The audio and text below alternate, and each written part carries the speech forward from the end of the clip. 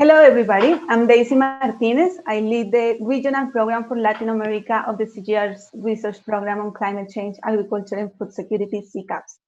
And it is a pleasure to welcome you to our session on sustainable finance to unlock billions. For those who want to see this session in Spanish, please go to the CCAPS website to find the link. I'm going to say that in Spanish right now. Para aquellos que quieran ver esta sesión en español, vayan a la página web de CCAPS para encontrar el enlace y poder ver la traducción simultánea. This session aims to set the roadmap to achieve the goal of unlocking at least $320 billion per year, which are needed to transform the food systems in a changing climate in public and private capital to create business opportunities in the implementation of the SDGs. Sustainable finance to unlock billions is one of the 11 prioritized actions by partners around the globe that aim to join efforts and actions to support the transformation of the food systems in the context of climate change. But we need you and all of us to commit and work along with relevant stakeholders across the scales to achieve such goal. This is why we have invited very special guests to this session to share with us their perspective on how to do this. In the session, we will start by sharing with you the main features of the Sustainable Finance to Unlock Billions action of this initiative. And then you will have the honor to hear our panelists discussing about this topic. As we aim this session to be as interactive as possible, you will be able to participate during the entire session through the live polling that is already open in the events app and through the Q&A section. But now, without further ado, I would like to introduce the panel of experts for this session. I would like to start by introducing Edith Keys, Director of Development and Portfolio Management of Mirabal Natural Capital. Hello, Edith.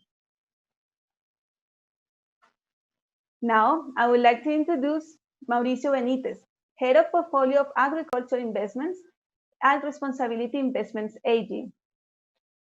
Hi, Mauricio. And also, I would like to introduce Hans Loth, the Global Head of the UN Environment Partnership of Rabobank Group. Hello, Hans.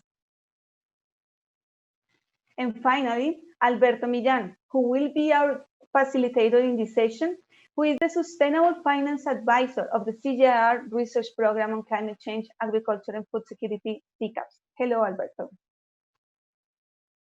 Thanks everyone for joining us today. Now, I would like to ask the audience to download our event app, WOBA. The instructions are shown on the screen right now. As you can see, how to download the app. And I also would like to invite you to participate in the live polling. The instructions are also on the screen. And the idea is that you go into the polls box in the app, scroll down, and click on our question. The question that we are going to ask in our poll is, what is the most important missing aspect to unlock billions in sustainable finance? And you will find 3 options there. So please choose the one that you think that is the most important. To ask questions on our panelists, just enter the session's Q&A box in the app and select Ask Question. Our panelists will be answering some of them during the session. So you be ready to put your questions and the things that you want to ask them about. Also, don't forget to download the Transformation Initiative report, which you can find in our events app, CCAPS social media, and CCAPS webpage. We're looking forward to for you to see what are the other actions that are part of this transformation initiative. Now, I would like to start by doing a short presentation about the action on sustainable finance to unlock billions.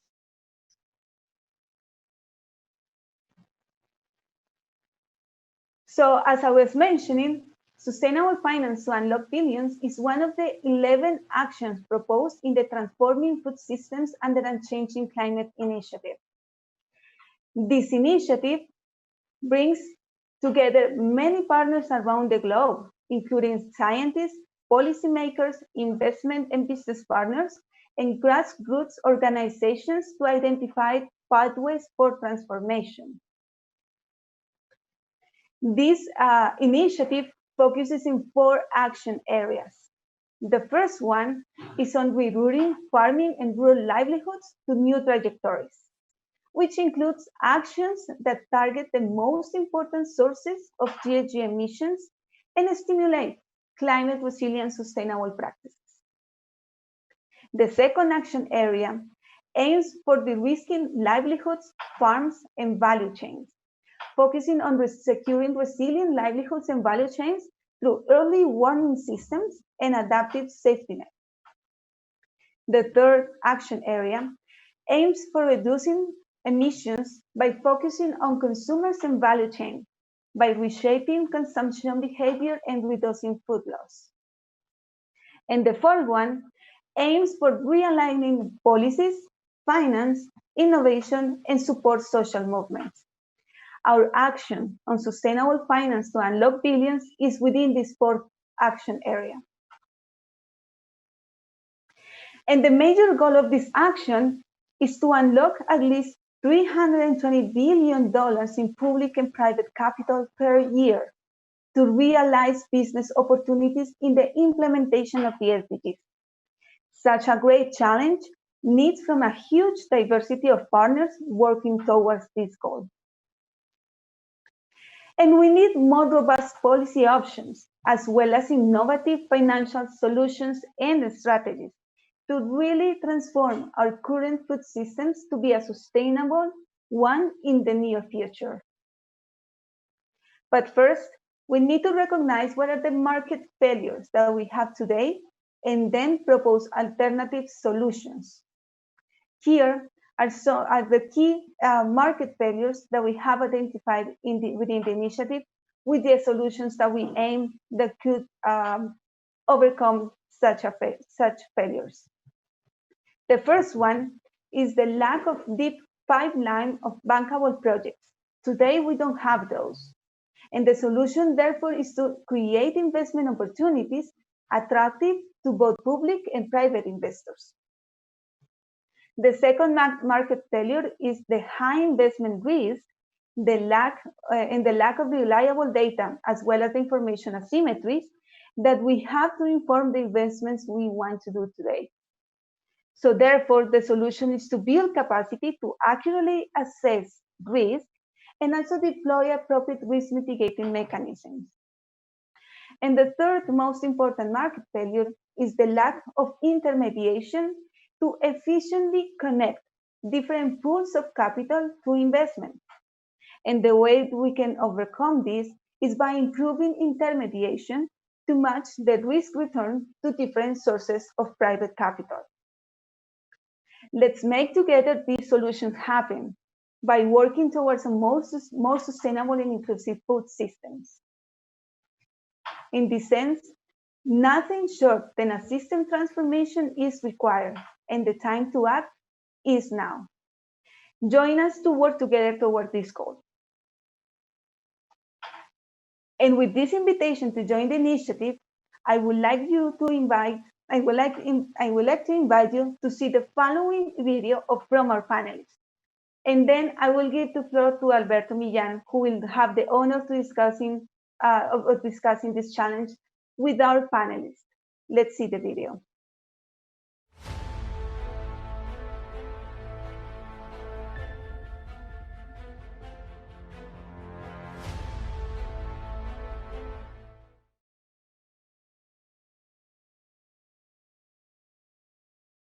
In order to unlock billions of sustainable finance to transform our agricultural food production systems, we have to change the risk-return profile of sustainable and make it competitive with unsustainable production models. At Miro Natural Capital, formerly Althelia, in the past 7 years, we have been working at scaling up innovative, sustainable production models, such as climate and forest positive and socially inclusive cocoa agroforestry production in Peru. In order to reduce the risk of such investments, we have been using blended finance on the project level. And in order to increase the profitability, we have been innovating with nature-based carbon credits, as carbon revenues can clearly enhance the profitability of such investments.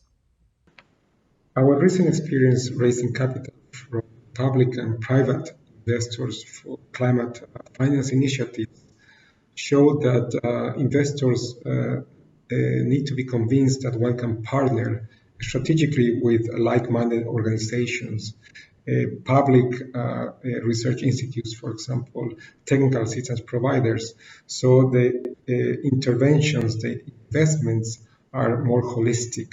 Nature is not just pure debt, what is one provided, or equity, but there are more interventions.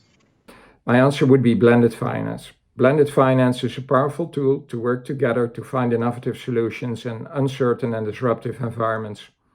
But there's a need to standardize climate or impact finance transactions because they're too complex and too costly. So let's discuss the enablers for impact at scale together, including public finance, private finance, technical assistance, technology, and many others.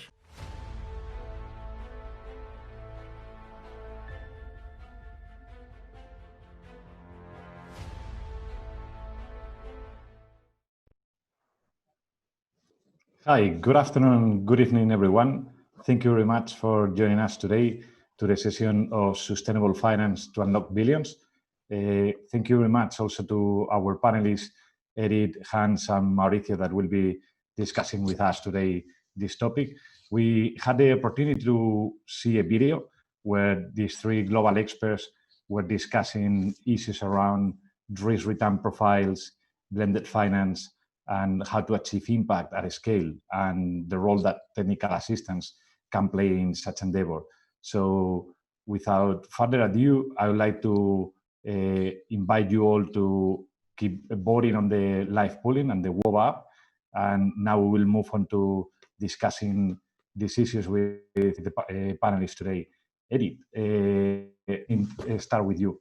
We heard in the video you're discussing our risk return profiles and how we could make this competitive. What is the role that blended finance can play, and how can we bring private capital?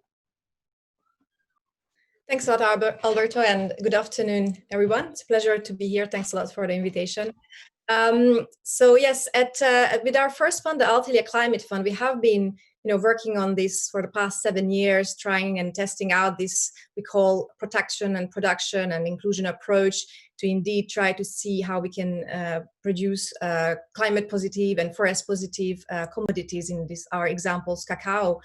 And clearly what we have experienced, and again, we started 7 years ago, and there are some new developments which I'm happy to discuss a little bit, is that these type of projects are too risky, and the returns are just not there yet for getting mainstream investors, mainstream private capital in. So blended finance has a really important role, basically using scarce public capital alongside private money to catalyze private investments. We have started. When we started off, this was not yet that common, so we tried to use it on a project level, wherever possible, to get some co-financing on the projects.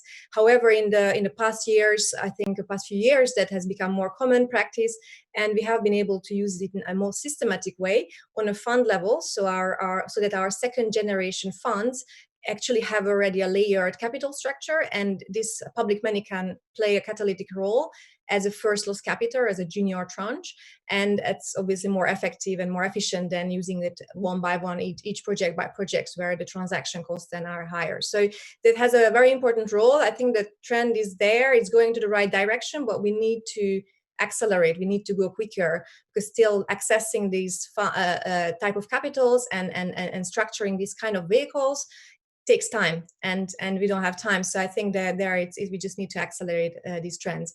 The other side of the coin, which I refer to in the video, is is the return side. I think it's a little bit less, it's a bit more underestimated or less obvious. I think there's a lot of discussion about the risk mitigation need, the blended finance need to de-risk, but I think we shouldn't forget also the return side.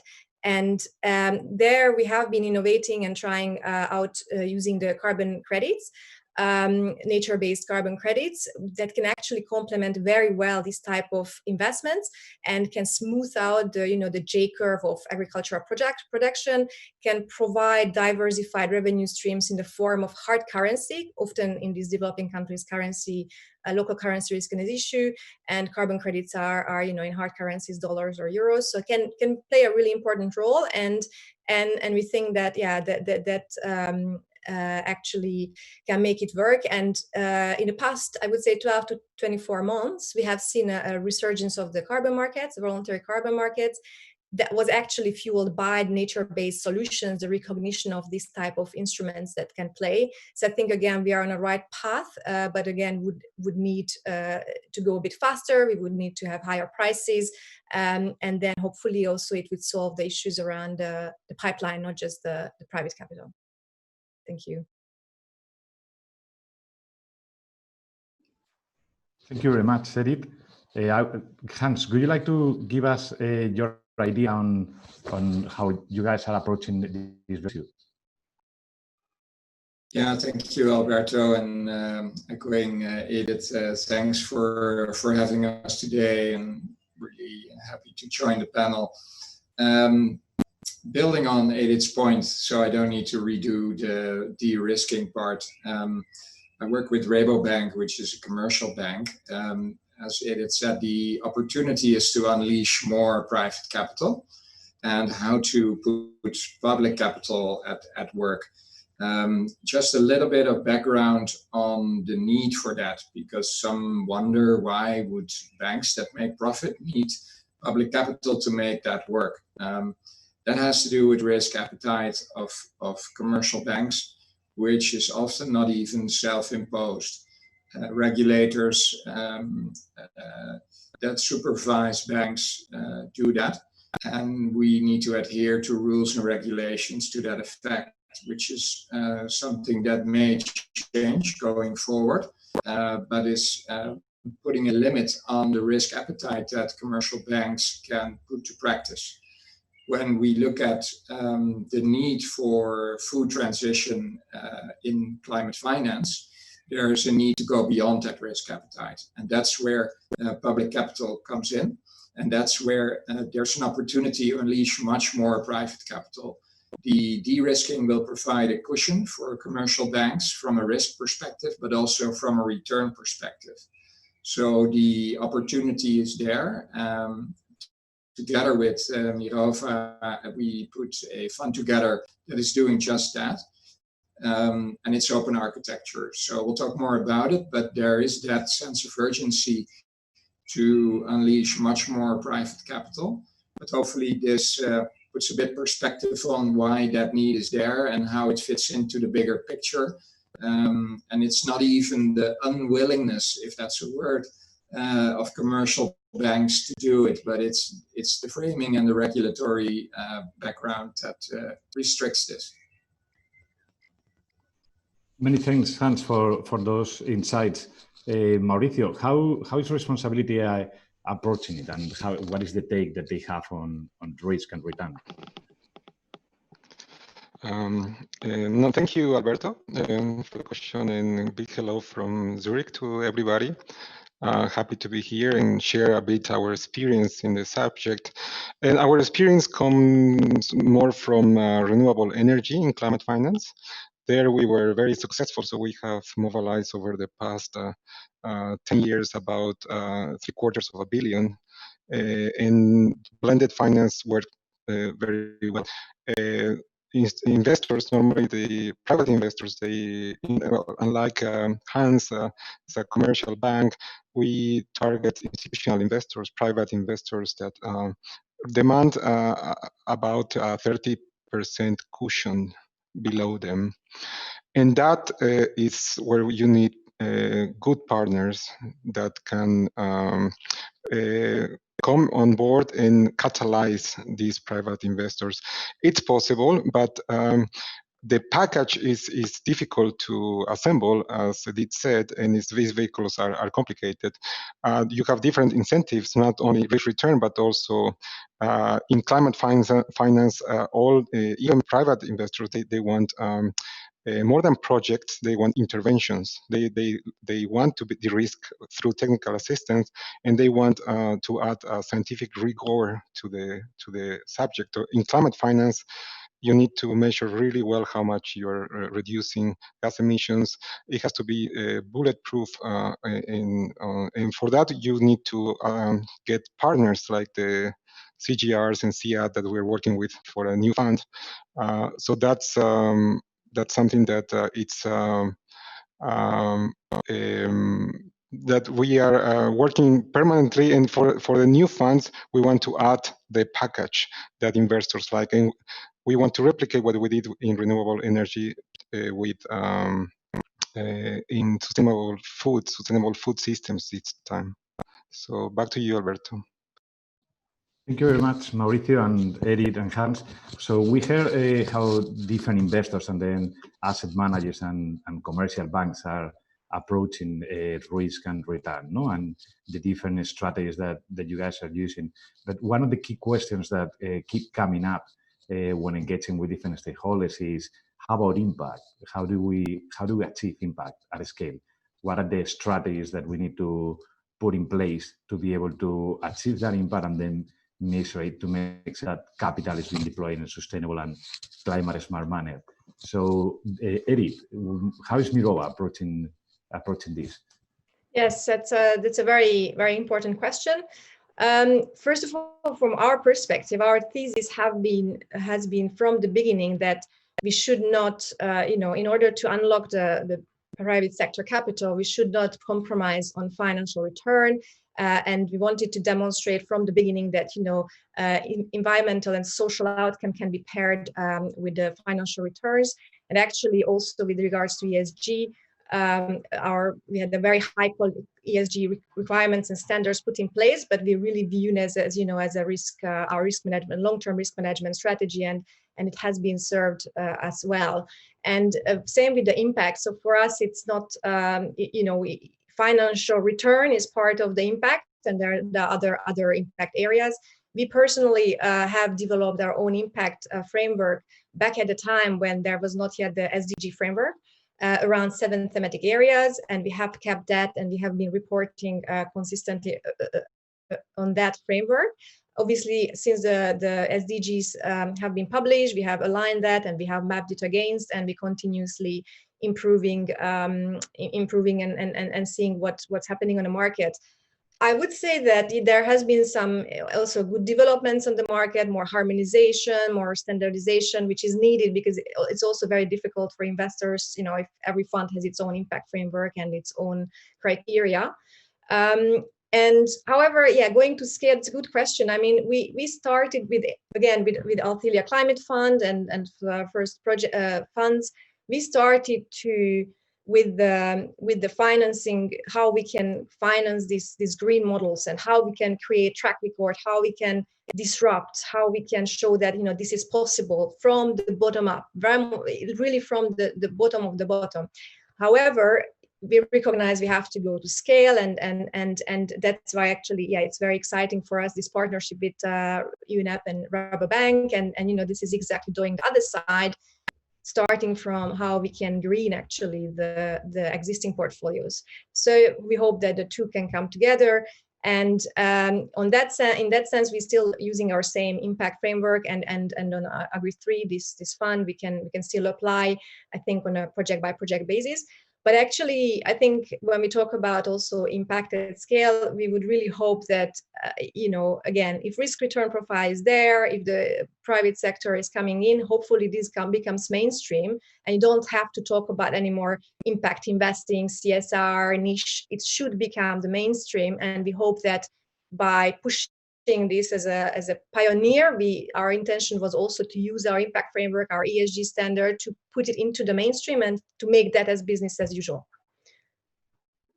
Thank you, Edith. That's a very comprehensive response, and we'd love to see how you guys help push it from the from niche to mainstream.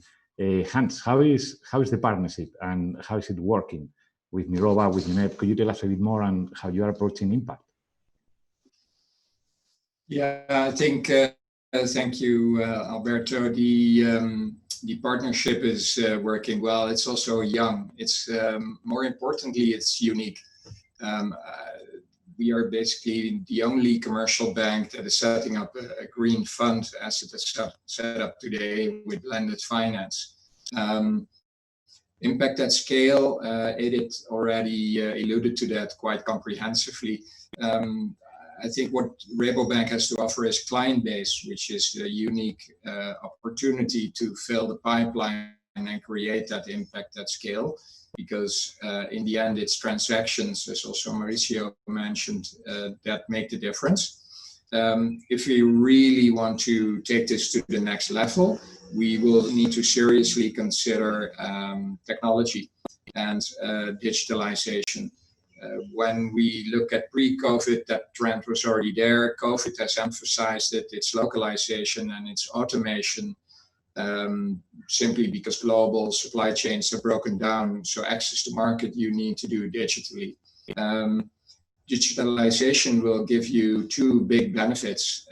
First of all, you can showcase the impact because you measure. More importantly, you can also decrease transaction costs. So you can loop in blockchain in your digital solution, and transaction costs will allow you to create that yield that you need to showcase to your investors. So digitalization is really key to build upon the enablers that are already there and mentioned. And Alberto, you mentioned technical assistance, which is key from the ground up to make it work. But for globalization and global impact, technology is something we all need to look at. Hope this helps. Back to you, Alberto.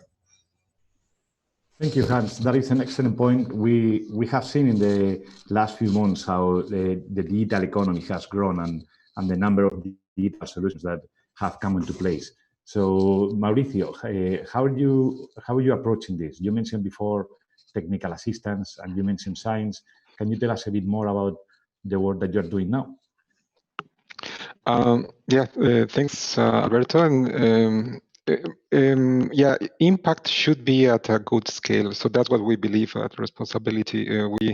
In sustainable food, we have worked over the past 10 years bringing up early growth companies to a growth stage and then becoming established. So companies that started with a turnover of 5 to 10 million, now they're at a level of 100 million. And supporting many fold the initial smallholders, and that experience is what we can replicate when it comes to climate finance and food.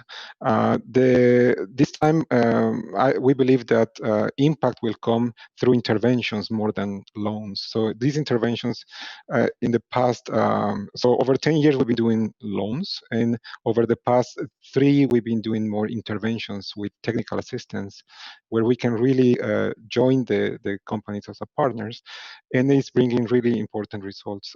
One aspect, for example, is that when you applied science-based technical assistance, you can measure better the impact to your investors, and that is when I was discussing or mentioning science rigor, is they really appreciate it, and so far we believe that that could be replicated at a larger scale.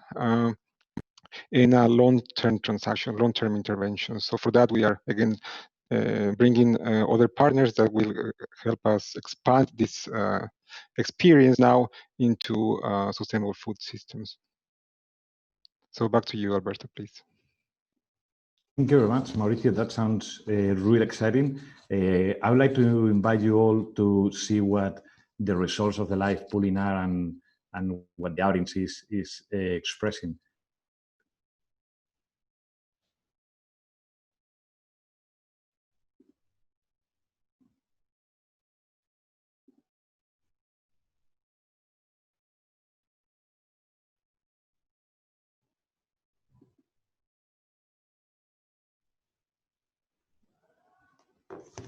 Hello, everyone. We've seen that the results of the live polling to the question of what is the most important missing aspect to unlock billions in sustainable finance. The majority of the respondents thought that it was about improving intermediation to match the risk-return profiles to different private capital sources. What is, Edith, your take on this? Do you agree? Thank you, Alberto. I'm not surprised. I think, as we already discussed quite extensively, the risk-return profile is one of the major barriers. So I'm not surprised, and it's pretty balanced. I think with our two other receiving around the same percentages. I definitely would say that overall, this is a really complex challenge. So there is no one solution, and so I think I also welcome the kind of basket approach of the report you produced, and we need everything. We need to throw everything at this. This is a huge challenge. So we need to de-risk. We need to have the return, and we need to have manage data is very, very important if we want to go mainstream, as it was said. So yeah, we need a lot of elements. I would say on the intermediation, it's an interesting way it was put to that question. I again, personally, what we have seen and being as an environmental economist, I'm still strongly believing that once you correct that risk return profile, and especially where the biggest challenge I still do see is, and the market failure, maybe to complement your points earlier, is that we need to price in negative externalities. Until that's done, we are really fighting a really difficult fight, and you need 300 billion per year. Start with the subsidies, or if we are not factoring into our economies the fact that we can trash nature for free, it's a really difficult fight. So I think we have to start with that. We have to correct that, and I believe that once that's there, the market will flow, the capital will flow. Maybe one interesting anecdote also from the field is when we started with our approach, this protection production, we had to go to the NGOs. We had to start with the protection element because, again, it was new, it was innovative, it was risky, and try to engineer on top of it the production element, and it was very challenging. And just because, as I mentioned, in the past few years, the market has, I think, significantly developed with, as we mentioned, the blended finance becoming more mainstream. So de-risking is happening. A lot of money is being put to incubators, accelerators. So there is that. And then the carbon markets are also developing in the right direction, as I mentioned before. And so what we're seeing for our newer funds is that actually we can start going to the pipeline, to the private sector. There are more and more private actors that say, hey, actually there is something to be done here, and so it's a nice evolution. So again, because there's more awareness, there is a bit, this risk return profile is definitely improving now. It's happening. So I think again, it's what we need to continue do it a bit faster and bigger. But I still believe that in terms of the risk return profile, it's a market failure that we need to solve. Thank you very much, Edith. Hans, what are your thoughts on this and on the negative externalities and pricing them? That is an excellent point that Edith raised. Yes, it is. I'll be brief. Good to get the feedback on the poll. I would agree with Edith that it is a mix of challenges and interventions that would be the road to success. Casuistic as well, and would also look at a geographical and landscape approach where it really depends on the situation, which tool to apply and which is most successful for the biggest bang on the buck, because that's in essence what we all strive for, be it financially and or impact wise. And what we see is a trend where we focus more on the geographical approach for interventions in combination with a supply chain approach. In combination, so it's not separate, it's not either or, but it's both. And which intervention in the end is most successful depends mostly on the situation at hand. Back to you, Alberto. Thank you, Hans. Mauricio, do you have any thoughts on this that you'd like to share? Most has been said. I think, it's spot on. I think everybody will agree that risk return will have to be tackled, and that's what blended finance is supposed to do. So nothing much to really repeat there. Only that if the more layers or tranches that you apply to your blended finance, or the more structuring that you bring to the table, is probably where you can align different risk return expectations. So if you add a mezzanine tranche, for example, you could that is protecting more the senior investors, that mezzanine could be returned a bit more. So you can elaborate a lot on the structuring, how to really layer the different risks and returns, adjusting to that risk appetite, because there are investors that they are looking for higher risk. But yeah, that structuring is expensive, as Edith said, and so it's a part of the first you need the junior investors, and that's really difficult to get the ones that will catalyze the others. But then you can apply different layers to see what's in there. In the end, is risk return will be the same. It's just will be different, split and layered. Huh? So back to you, Alberto. Many thanks, Mauricio, for your insights. Really interesting to hear about the layering. I would like to take a question from the public that is coming through and then discuss it with you. We need to be briefly, so I would ask you to please be brief on your responses. How is COVID affecting and your operations, and then how do you see that this may affect the need to mainstream climate change and biodiversity in your investment solutions? Edith, could you please let us know? Yes, thank you very much. Yes, of course, it's a very important question, I guess, on everybody's mind right now. For us, luckily, it has been all right in terms of, obviously the company adapting to remote working. That was already in our kind of practice.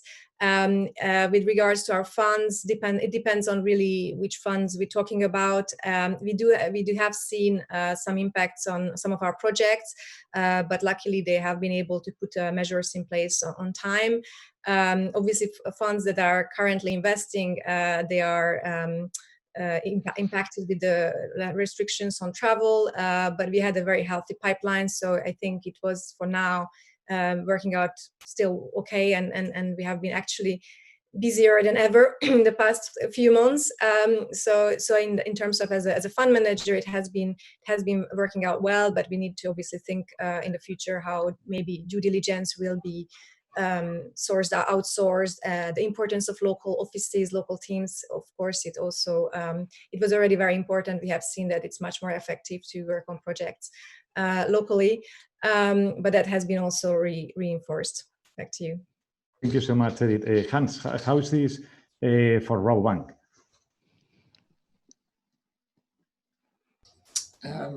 I would say the impact is the biggest when you look at it from a midterm, long-term perspective. I think the food and agriculture supply chain has proven to be fairly resilient versus other supply chains. When jobs will get lost over time, there will be a lack of purchasing power, which will translate into a bigger impact in what we've seen to date. So I'm afraid there's quite some storm to come. When you look at it from a blended finance perspective, there's a increased need for localization and automation, which I mentioned already, which will also shorten the supply chains and access to markets. So in a way, it's also an opportunity for the market to be quicker to what we were already doing. Back to you, Alberto. Thank you, Hans. And Mauricio, very briefly, any additional comment to add? Just to inside that, yes, we have seen that food and agriculture are amongst the least impacted sectors in COVID. So post-COVID, we see it as a smart investment for investors. How we are picturing, we see new opportunities. There's appetite for innovations because they still need to deliver food, but under a disrupted global trade scenario. So we see opportunities. There are some challenges, but we are at least advertising that the food and agriculture they've been the least impacted, and they will be in future health pandemics. So So far, it's been operating, so it's better to invest always in an ongoing business than something that is very disrupted. So, to you, Alberto. Thank you, Mauricio, and thank you, Hans and Eric, for joining us today. It's been a wonderful pleasure discussing with you the topic of sustainable finance to unlock billions. I would like to thank the audience for joining us today, and I will pass it over to Deissy. Thank you, Alberto, Edith, Mauricio, and Hans for such an interesting conversation. Thanks to the audience for the active participation, answering the poll and with the questions. We had limited time, but we understand that this is a very interesting topic, and there is a lot of questions that arise from this topic. Some of the important messages that I heard from this session included the importance of partnerships between technical assistance institutions and investors. I think that is one of the key messages. Also, digitalization is key for bringing to scale sustainable investments. Something that we need to work more on that, even in this in this situation that we are currently facing at global level. Science-based mechanisms to measure impact are also key in order to assess how these sustainable investments are having impact on the ground. And also related to the answer in the poll, improving intermediation to mass risk return profiles to different private capital sources is also very important. And something that was mentioned also is that de-risking is happening. Blended finance is becoming more present, but this needs to keep happening at a faster pace. So we need to work on that a lot more.